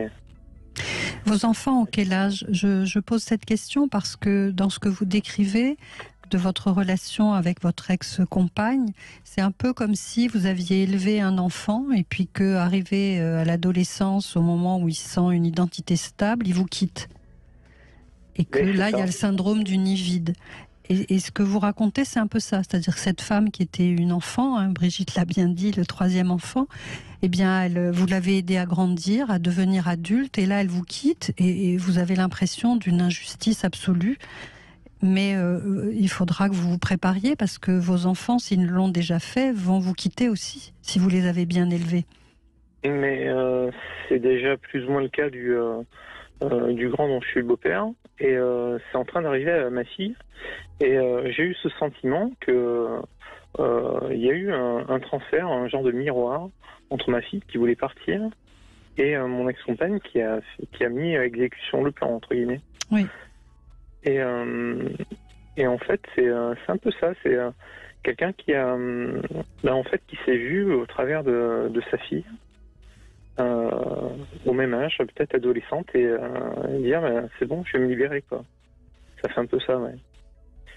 Donc vos enfants aussi vont partir. Donc oui, il est urgent pour vous de faire la paix avec vous et de mieux vous connaître, et puis de trouver votre juste place, qui n'est pas une mission de sauveur, mais qui est être Charles. D'accord. Être et pas faire. Ok. Oui, mais après, il y a tellement de choses à faire. Non, mais vous pourrez faire aussi. Hein. C'est pas ah bah oui. Je suis et je fais plus, ou je fais et je suis plus. Hein. Mais c'est vous réconcilier, enfin vous concilier avec vous-même. Et puis surtout, Charles, quand on est et qu'on fait, on fait beaucoup mieux. Oui. Vous voyez, oui. C'est ça qu'il faut que vous puissiez être convaincu.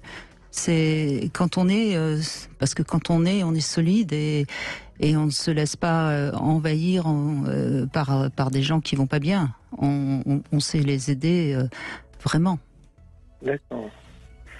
Vous pourrez tranquillement réfléchir à tout ce qu'on vous a dit. Ça va faire son chemin. Vous avez le temps, hein. Vous avez le temps. Maintenant, j'ai le temps, effectivement, et puis peut-être le temps de penser à moi et de comprendre un peu tout ça. Ouais. C'est vrai que oui, là... ça faut le temps. De toute façon, vous savez, on a toujours besoin de beaucoup de temps pour pouvoir apprendre à se connaître, et on n'a jamais fini. Alors, ce qui est important, c'est, comme je le dis toujours, c'est de démarrer le chemin. D'accord. Merci beaucoup, Charles. Merci Charles. Merci de vos conseils. Merci. On va continuer dans un instant avec Sabrina qui nous a rejoint. Sœur Brigitte Lahaie, Sud Radio. Toujours en compagnie de Hélène Vecchiali, psychanalyste, auteur de nombreux livres. Je rappelle le dernier, Un zèbre sur le divan. C'est aux éditions Albin Michel, dans lequel vous parlez des personnes à haut potentiel qui n'ont pas toujours des vies amoureuses très faciles non plus. Hein. D'une façon générale, si, mais il y a des exceptions et effectivement, il faut en parler. Bonjour Sabrina. Bonjour Brigitte, bonjour à votre invitée Hélène Vecchiali, ainsi qu'à vos auditeurs. Merci. Alors moi, j'ai été une grande sauveuse, je pourrais le dire clairement comme ça, parce que ça c'est pendant 20 ans. Et forcément, ma relation n'a pas perduré. J'en ai pris conscience en écoutant déjà vos émissions pendant pas mal d'années. Ouais. Que j'étais pas du tout à ma place, et puis je l'ai connue très jeune. J'avais 23, 24 ans, j'étais pas dans la ville, ma ville natale, j'étais effectivement dans une ville que je connaissais pas. Donc c'est vrai que c'était une période où j'étais très fragilisée, disons les choses clairement. J'avais perdu à l'époque aussi ma grand-mère qui s'était occupée de moi. Oui. Donc du coup, j'avais encore cette fragilité qui s'était ajoutée. Dans le mois qui suivait sa rencontre, j'ai eu une fracture du coude. Donc du coup, j'ai dû me mettre en arrêt de maladie. Donc il y avait plein de petits points comme ça au tout début où effectivement, je l'ai vu comme un sauveur, comme celui qui allait m'aider. Et moi, j'ai vu aussi. Oui. Pardon, Brigitte. Non. Je veux dire, vous avez eu dès le début l'impression qu'il allait vous soutenir, donc. Vous avez tout compris, Brigitte, voilà, exactement. Et je me suis dit, s'intéresse à moi. Moi, j'arrive, je débarque dans une ville et je me suis dit, il va être là pour moi. Il avait à peu près le même parcours que moi, donc il n'avait pas connu sa mère, qui était décédée donc à l'âge de 2 ans. C'est un peu mon histoire. Je n'ai pas connu ma mère. Donc du coup, il y avait plein de trucs qui reflétaient ma propre histoire et je me suis dit, lui, il va me comprendre. Donc, est-ce qu'on pourrait dire qu'au début, vous avez eu le sentiment de vous sauver l'un l'autre ? Exactement, Brigitte, c'était exactement ça. Je me suis dit, sa peine, ce sera ma peine, et tous les deux, on va surmonter ensemble. Exactement. Mais en fin de compte, c'est pas du tout ce qui s'est passé. Au fil du temps, j'étais sous une emprise sans m'en rendre compte. D'accord, donc il était un peu manipulateur, un peu... Exactement. Il me faisait comprendre que que j'avais de la chance d'être à ses côtés. En plus, à l'époque, j'étais pas vierge, donc du coup, me prendre, c'était un cadeau, qu'ils me prennent alors que j'étais passée par différentes relations. Il me faisait croire que j'étais... Limite, c'était lui le cadeau, quoi. C'était pas moi, quoi, qui m'avait ramassé. Presque, j'étais à la rue, quoi. Alors que j'avais mon appartement, j'étais autonome. Il me faisait croire que c'était, limite, lui le sauveur, quoi. Alors qu'en fin de compte, non. Je me suis dû rendre compte, moi, après, avec du recul et en écoutant vos différents invités, que non, c'était moi qui m'étais mise en... Oui, en fait, vous avez eu l'impression que vous alliez le sauver, mais finalement, vous êtes tombé dans une relation d'emprise. Exactement. Et en quoi vous pensiez être sauveuse ? En quoi je pensais être sauveuse ? C'est vrai que c'est une question dans le sens où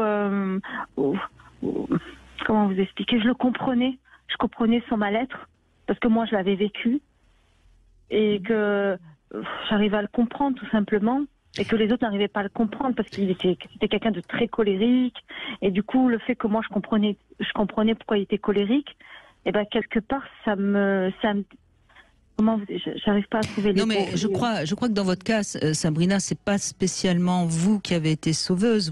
Mais vous étiez une belle personne, un peu fragile, et comme tous les grands manipulateurs ou pervers, appelons ça comme on veut, il a repéré chez vous la belle personne, et c'était facile de jouer le jeu de l'homme qui a besoin de vous pour que vous tombiez dans ses filets, vous voyez. Est-ce qu'on pourrait dire que votre sentiment d'avoir été une sauveuse, c'est peut-être plus d'avoir eu beaucoup d'empathie pour lui, pour sa souffrance, au point d'accepter toutes les choses qu'il vous faisait subir? Exactement, oui, tout à fait. Effectivement, j'ai accepté énormément de choses et je le regrette au jour d'aujourd'hui parce que mes enfants ont grandi, ont vu des choses qu'il fallait peut-être pas voir et du coup, j'ai l'impression que, par exemple, c'est surtout ma fille qui est dans la répétition, justement. C'est-à-dire, qu'est-ce qu'elle répète? Déjà, moi, j'ai quitté le père de mes enfants. Donc son père, c'est... Son père, effectivement. Et donc, du coup, elle est un peu dans comment vous expliquer, le fait que moi, j'ai accepté des choses pendant 20 ans, elle pense que c'est la normalité. Donc, du coup, c'est elle aujourd'hui qui subit, en pensant que c'est normal, puisque moi, je l'ai accepté pendant 20 ans. Elle subit de son père ou d'un compagnon? De son père. Elle a que 17 ans, de son père. Puisque lui m'a fait subir des choses, elle, dans sa tête... Mais qu'est-ce qu'elle subit, Sabrina? Des violences physiques et verbales. Violence physique, il faut peut-être porter plainte, Sabrina. Ouais, elle a beau le faire, je vous assure, elle le fait. Elle est sous. D'ailleurs, il y a un éducateur qui la suit. Attendez, elle a 17 ans. Elle n'est pas majeure. Vous êtes encore sa mère. Vous pouvez porter plainte à sa place. Vous dites qu'elle a porté plainte? Oui. Oui, elle a porté plainte. Là, pour l'instant, on n'a pas de retour de juge. Elle a un éducateur. Donc moi, je lui fais part de chaque violence à l'éducateur qui, effectivement, me dit, lui, qu'il faut porter plainte. Mais elle habite où? Chez son père. Et pourquoi elle quitte pas pourquoi elle va pas habiter ailleurs? Elle est sous l'emprise de son père, c'est ça? Exactement. Exactement. Et si elle a porté plainte chez moi, quand lui est violent sur elle, donc elle revient chez moi, mais 2 jours après, elle repart. Sabrina, déjà, quand elle revient violentée, donc avec des marques, allez faire constater à l'hôpital. C'est important. Parce qu'il faut des preuves, là, maintenant. Oui, et puis vous avez la possibilité, vous, de porter plainte aussi, en plus de sa plainte à elle.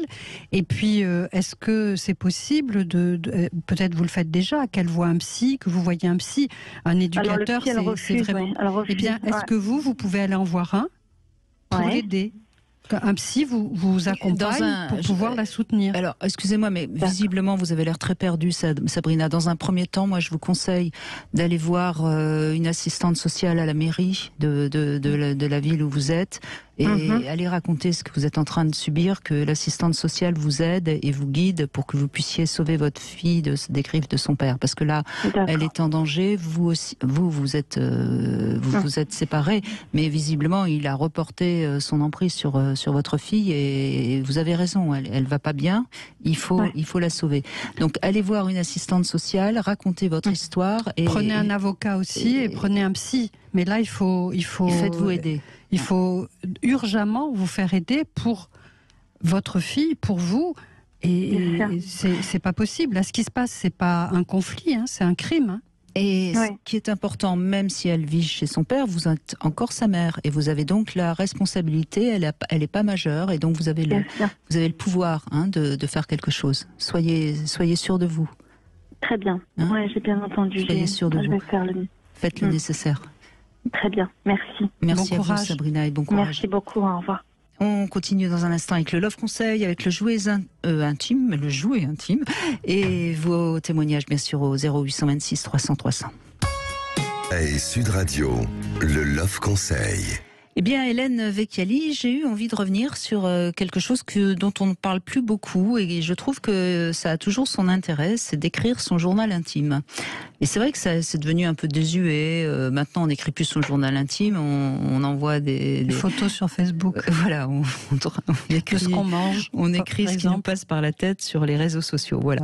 Et donc, l'intérêt de ça, c'est que quand on refoule des émotions, ça va faire des dégâts. Hein, et plus on les refoule, moins on risque d'apprendre sur soi et moins on risque évidemment de communiquer vraiment avec les autres. Donc, je trouve que d'écrire son journal intime, ça apprend à communiquer avec soi-même, parce que sur le moment, on va écrire tout ce qui nous passe par la tête, puisque personne ne va le lire, parce que normalement un journal intime c'est quelque chose de secret, hein. On va vraiment se laisser aller, on va vraiment écrire des choses, et l'écriture, à un moment donné, elle dépasse notre pensée, on écrit et si on relit quelques jours, quelques semaines plus tard, ce qu'on aura écrit sur un événement, eh bien, on aura un peu plus de lucidité pour comprendre ce qu'on aura ressenti et qui peut-être nous aura échappé. Vous êtes visiblement d'accord avec ça. Mais je suis d'autant plus d'accord que c'est le principe de la libre association chez le psy. C'est-à-dire que lorsqu'on fait une psychanalyse, eh bien, le principe, c'est la libre association. C'est-à-dire, on dit tout ce qui nous passe par la tête, tous les liens qu'on fait, etc. Donc, ce que vous décrivez est exactement ça. Donc, quand vous allez écrire votre journal intime, il va y avoir une sorte d'effet miroir que vous pourrez donc vous verrez vos émotions avec un peu plus de réalité, hein, que sur le moment. Et puis peut-être qu'au début, et c'est ça qui est intéressant aussi, c'est ce que j'avais envie de vous dire dans ce Love Conseil. Peut-être qu'au début, ce sera pas si simple. Vous aurez peut-être du mal à écrire des choses, mais il faut un peu insister. Au début, vous pouvez écrire des choses qui vous paraîtront très sans intérêt. Mais insistez, et au fil du temps, vous verrez que vous allez vous ouvrir à vous-même, et c'est une sorte de travail personnel, de travail intérieur. Oui. Et moi, je trouve que c'est un vrai cadeau qu'on peut se faire. C'est une façon d'apprendre à vous respecter, à vous aimer. Voilà, donc à vous connaître. Hein. Allez-y, osez. Osons. Et puis évidemment, mettez-le dans un lieu sûr pour pas que votre partenaire ou qui que ce soit ne tombe dessus. Hein. Ça c'est important parce que sinon c'est plus son journal intime. Alors Elsa est avec nous. Bonjour Elsa. Oui, bonjour Brigitte. Bonjour Hélène. Bonjour Elsa. Alors ça, c'est pas un journal intime, c'est un jouet intime que vous avez reçu. C'est le plug anal vibrant de Bass Romp et on le retrouve sur l'enseigne ruedesplaisirs.com. C'est un petit plug. Oui, justement, c'est un petit plug.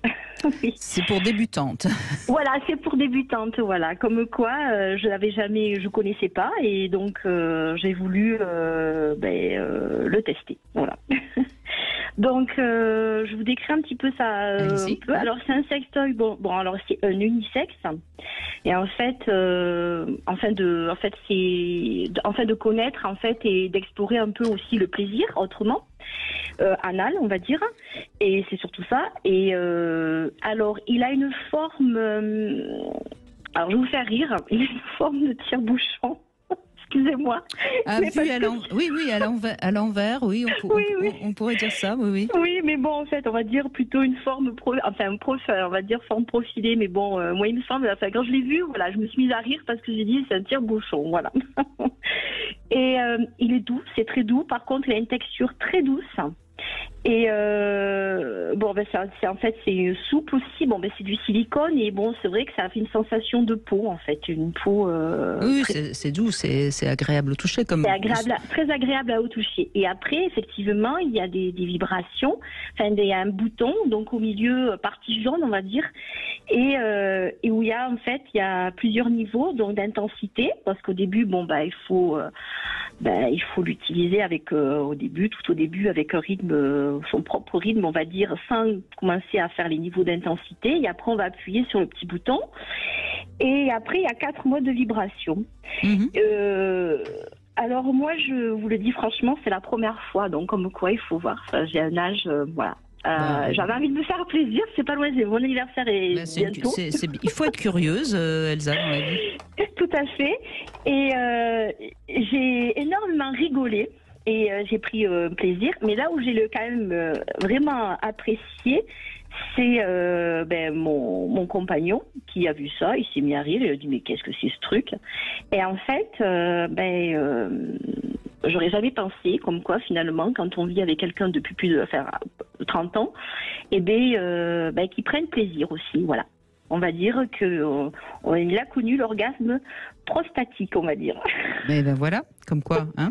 Mais voyez, moi, c'est ça que je trouve le plus intéressant dans les jouets intimes. Après, c'est que ça peut vraiment nous faire découvrir des choses qu'on n'imaginait même pas, et ça crée de la complicité dans le couple, quoi qu'on en dise. Parce que, et puis c'est bien, Elsa, parce que vous avez été à l'aise avec votre partenaire, vous avez testé, et puis voilà. Après, vous auriez pu ne pas aimer. Là, visiblement, c'est tout bénef. Oui. Oui. Et finalement, comme quoi un jouet peut des fois redonner une flamme un petit peu,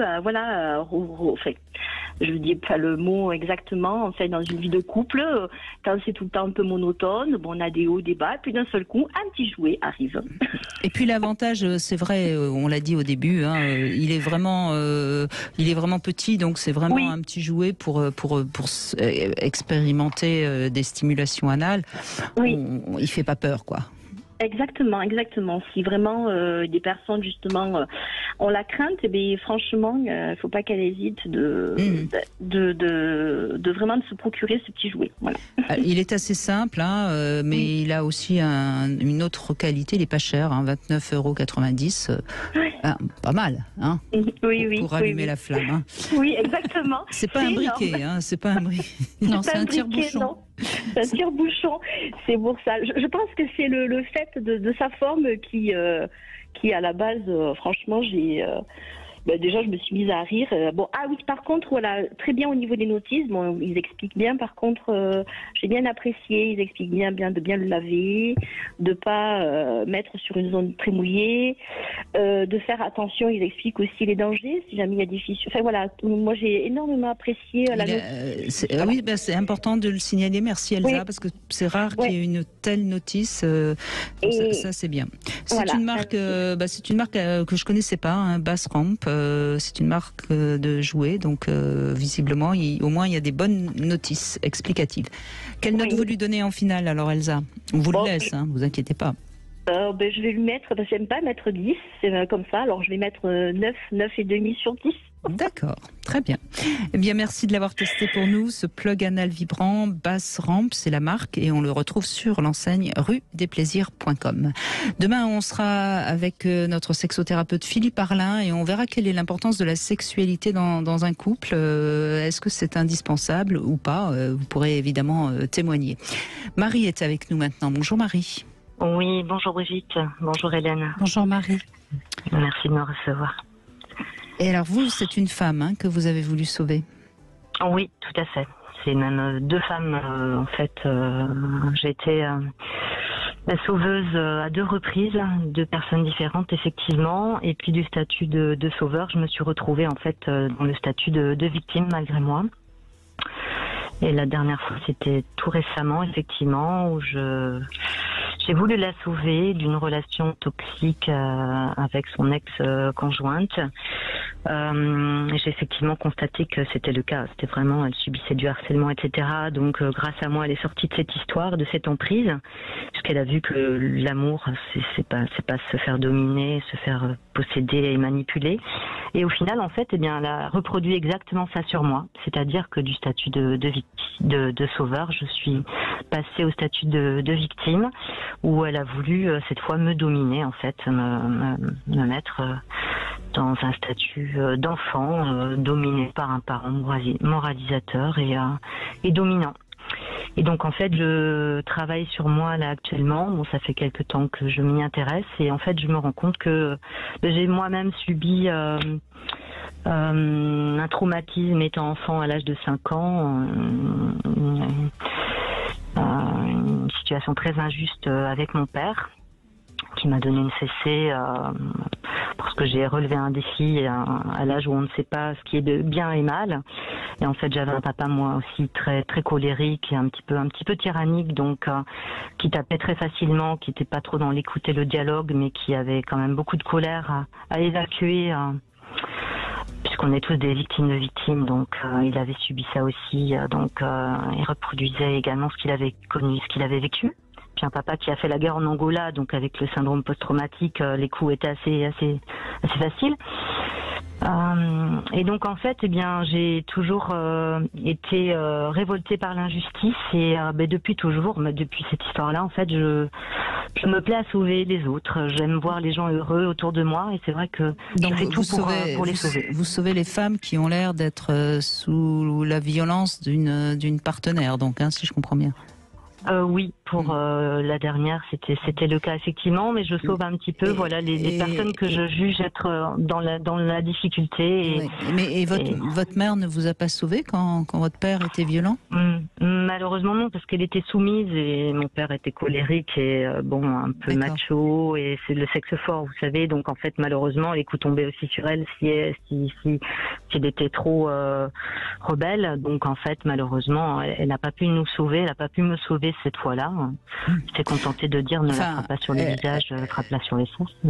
Oui, c'est pas. Enfin, ce qui est toujours important à dire, bien sûr, Marie, je veux pas juger votre mère, mais elle aurait pu partir avec vous, et c'est comme ça qu'on peut sauver les enfants d'un partenaire aussi violent. Sauf quand on est soi-même sous emprise. Oui, voilà, je pense qu'elle était sous une forme d'emprise. Et puis, l'éducation de mes parents, c'est la femme qui doit être soumise, s'occuper des enfants, etc. Puis le père qui a tous les droits. Donc, il y avait beaucoup de colère à évacuer, malheureusement. Non, mais bien sûr, mais ce que je veux dire par là, c'est que, bien sûr que votre père est coupable, c'est pas, je vais absolument pas le défendre. Mais ce qui est important que vous compreniez, c'est qu'il y a quand même un peu d'identification à une mère soumise, qui s'ajoute, voyez. Est-ce que vous avez essayé de sauver votre mère en grandissant? Oui, quand j'étais jeune, oui, j'ai essayé de la sauver. Je me suis plusieurs fois mise en travers des deux et j'ai plusieurs fois interpellé mon père en disant on ne frappe pas une femme, laisse-la, arrête. Moi j'ai vécu ça étant enfant, j'ai vu mon père très colérique, tyrannique, faire des crises pour rien, des sautes d'humeur, un peu bipolaire. Et en fait j'ai subi ça, je me suis interposée plusieurs fois comme j'ai pu, mais en fait oui, j'ai essayé de sauver ma maman, tout à fait, bien sûr. Et malheureusement j'ai pas pu, parce que c'est vrai que c'était compliqué, mais aucun enfant. Du haut de mon statut d'enfant, je n'ai pas pu faire grand chose malheureusement. Elle a pu faire elle a fait ce qu'elle a pu aussi pour nous, mais la pauvre, elle subissait elle aussi de son côté. Donc j'ai toujours vu ma maman subir, en fait, être une femme soumise et subir, et une femme dominée, et j'ai toujours refusé de l'être moi. Et ce que j'ai toujours refusé en fait avec un homme, malheureusement je l'ai connu à 2 reprises avec une femme. Oui, mais en même temps, la dernière relation, c'est un peu curieux parce que vous pensez sauver quelqu'un qui finalement est peut-être plutôt bourreau que victime. Oui, tout à fait. C'est vrai que on ne sait pas, parce que c'est vous qui témoignez, donc on ne peut qu'écouter ce que vous dites, mais c'est curieux quand même.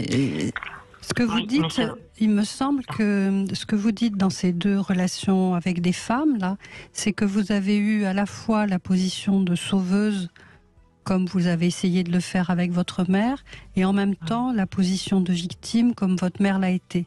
C'est-à-dire qu'il y a eu deux rôles différents, celui de sauver la mère et celui de s'identifier à la mère comme victime.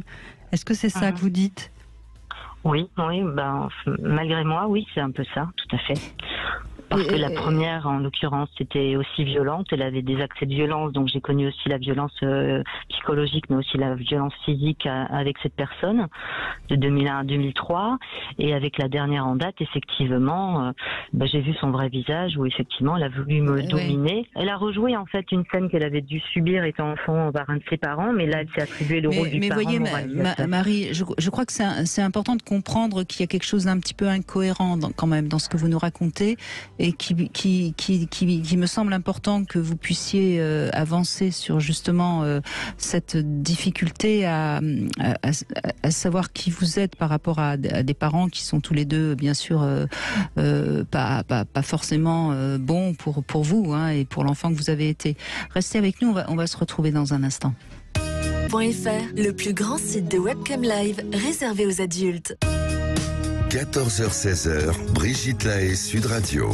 Et c'est en compagnie de Hélène Vecchiali que nous retrouvons Marie. Marie, donc on a écouté un peu ce que vous nous disiez. Moi, ce qui m'ennuie, Marie, c'est que je vous entends parler de tout ça avec une manière assez réaliste de nous raconter ce que vous traversez. Et en même temps, j'entends pas l'émotion qui devrait être là parce que c'est ce que vous ressentez, c'est terrible ce que vous traversez, Marie. Donc, il me semble qu'il faut que vous appreniez un petit peu à lâcher la tête et à ressentir les choses pour pouvoir vous protéger. En fait, oui, tout à fait. J'essaie d'analyser moi aussi tout ça. Et en fait, pour ce qui est de ma dernière relation, je me suis rendu compte que mon ex-compagne avait elle aussi un père colérique, etc. Et qu'en fait, il avait ce besoin de dominer l'autre. Et c'est un peu ce que disait Hélène tout à l'heure en début d'émission. C'est qu'en fait, à un moment donné, quand je l'ai sauvée de son histoire toxique, elle m'a dit « je ne te remercierai jamais assez ».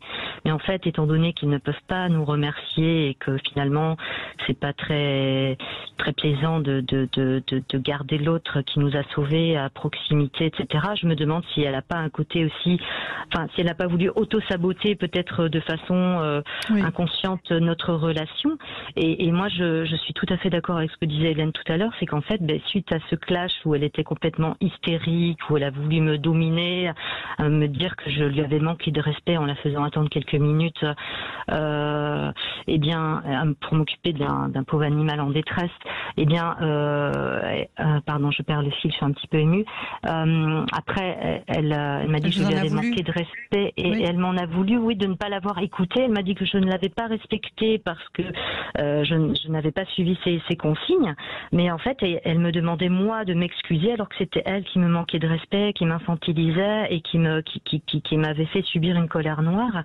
Et en fait, suite à ce clash, le lendemain, j'avais le dos bloqué avec des douleurs à titre de coup de poignard. C'est comme si on m'avait planté un coup de couteau dans le dos.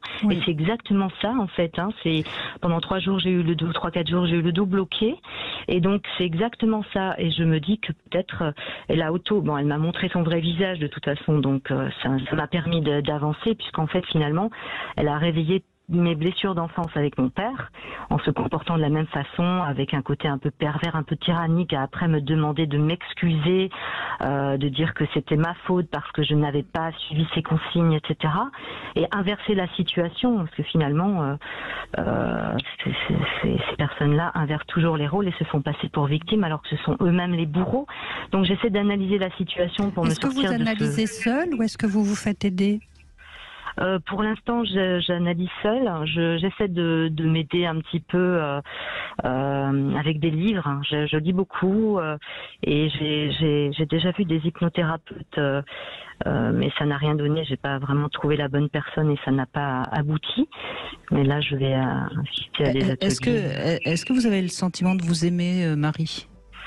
Justement, j'y travaille. Et justement, c'est ça en fait. Je me suis rendu compte que j'étais précédemment plus dans la dépendance affective, notamment avec la première personne dont je vous parlais tout à l'heure en 2001, celle qui était vraiment violente physiquement et psychologiquement. Donc là, je me suis rendu compte que j'étais plus dans la dépendance affective que dans l'amour, que dans l'amour véritable. Et là, je travaille sur moi. Oui, je pense que je tends à m'aimer de plus en plus et à m'accepter tel que je suis. Et justement, pour pouvoir aimer véritablement. Et c'est cet amour-là un peu véritable et que j'aimerais inconditionnel, accepter l'autre tel qu'il est et l'aider à grandir, à s'élever, etc.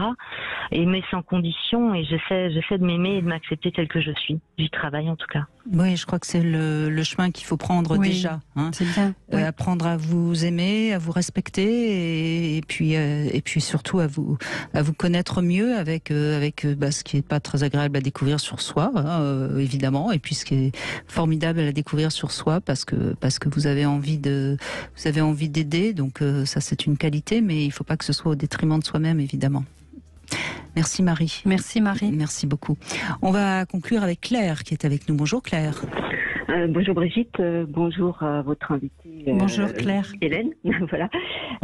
Écoutez, moi je suis touchée par votre émission et par votre aide aussi. Moi, je vous trouve très aidante dans la légèreté, donc c'est très plaisant. Et en fait, moi je suis en plein dans le sujet parce que j'ai eu une inversion parentale, ça j'en ai vraiment conscience. J'avais une maman qui était faible, fragile, et donc elle m'appelait mon petit rayon de soleil. J'étais pour elle quelqu'un de très énergisant, j'étais pleine d'énergie, et elle m'a un peu étouffée, elle m'a vraiment modelée en fait. Je me suis pliée à tous ses désirs qui n'étaient pas mauvais, hein. C'était une éducation stricte, toujours être correcte et autres, donc ça c'était. Et en plus j'ai trouvé de la facilité, j'ai trouvé confortable de l'aider, parce que c'est une femme qui avait toujours besoin qu'on la réconforte, qu'on lui remonte le moral. Donc moi, en tant que petite fille, j'ai trouvé cette place très plaisante. Et en fait, oui, quand on est... mais le piège, évidemment, est là. C'est-à-dire qu'à la fois, c'est chouette d'être un petit rayon de soleil, Claire. On a tous envie d'être le petit rayon de soleil pour l'un de ses parents. Sauf qu'évidemment, c'est piégeant. Hein. Oui, c'est piégeant, c'est étouffant, ce qui fait que j'ai eu du mal à me situer dans une relation juste ensuite en étant adulte, en trouvant la justesse de la relation entre être aimé et être admiré, se faire aimer et ne pas être non plus une petite fille capricieuse que j'ai été parfois, qui m'a été désagréable aussi, hein, j'en avais conscience. Et actuellement, j'ai autour de moi des gens qui sont dans l'aide, hein, parce que je suis assez fragilisée quand même. J'étais très pleine d'énergie, maintenant j'ai perdu mon énergie. Et j'ai du mal à accepter l'aide aujourd'hui. J'ai du mal à avoir de la gratitude par rapport à ces personnes. Et j'ai presque envie de les rejeter malgré moi. Et je me rends compte que je ne suis pas dans une relation vraiment juste et ça m'est très désagréable. Et je suis un peu prise au piège et prisonnière. Oui, ce que vous décrivez, c'est tout à fait le concept de faux self, c'est-à-dire le faux soi, une personnalité comme si. C'est-à-dire que vous avez été élevé non pas pour ce que vous êtes, mais pour ce que vous alliez donner comme gratification à votre mère. C'est-à-dire que vous avez l'étiquette petit rayon de soleil et à partir de là, il faut répondre aux attentes de votre maman, ce que vous avez fait et qui était confortable parce que de fait, on se laisse porter par ce qu'on nous demande de faire, sauf que vos propres émotions sont déniées. Hein, vous étiez sans doute pas autorisée à être jalouse, en colère, triste, énervée, etc. Donc toutes ces émotions-là, ce qui vous représente, la joie, des émotions positives également, tout ça a été mis de côté et vous avez été tenue d'avoir une personnalité comme si. C'est-à-dire il faut faire comme si, il faut être comme si. Et la vraie personne que vous êtes, Claire, a été... étouffée une fois de plus. Hein. Par conséquent, aujourd'hui, vous savez plus trop qui vous êtes puisque vous n'avez pas été autorisé à être. Et tout le travail consiste maintenant à vous mettre au monde, ouvrir la porte des émotions et à accoucher de vous-même. Et d'être vous-même. Et c'est vrai que dans ces cas-là, on n'a pas envie de l'aide des autres. On est un peu... tout d'un coup, on se renferme dans sa coquille parce qu'on est perdu, on ne sait plus qui on est et on ne comprend plus rien, quoi. À part sauver les autres, on ne sait plus comment faire. Donc, il faut retrouver votre vraie place, la place de Claire. Enfin, la trouver, parce que c'est même pas la retrouver. La trouver, effectivement. Et je trouve qu'on entend bien dans votre voix, Claire, cette difficulté à être dans votre émotion à vous, quoi. C'est très juste, hein, tout ce que vous dites est très pertinent. Et la grosse difficulté maintenant, c'est comment m'ouvrir un petit peu, parce qu'en société, écoutez, moi je suis vue comme quelqu'un un peu mystérieux, vous voyez, qui est regardé mais qui ne s'exprime pas.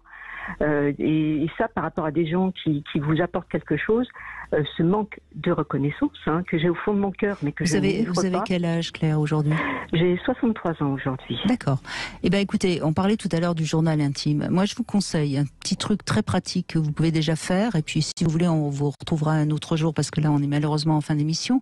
Le soir, avant de vous coucher, l'événement qui a été le plus important pour vous, vous l'écrivez. Par exemple, aujourd'hui, c'était de parler à Hélène Vecchiali. Et puis vous dites, à côté de ça, vous essayez de dire quelle émotion ça vous a apporté. Est-ce que c'était de la colère, de la tristesse, de la joie ou de la peur, hein ?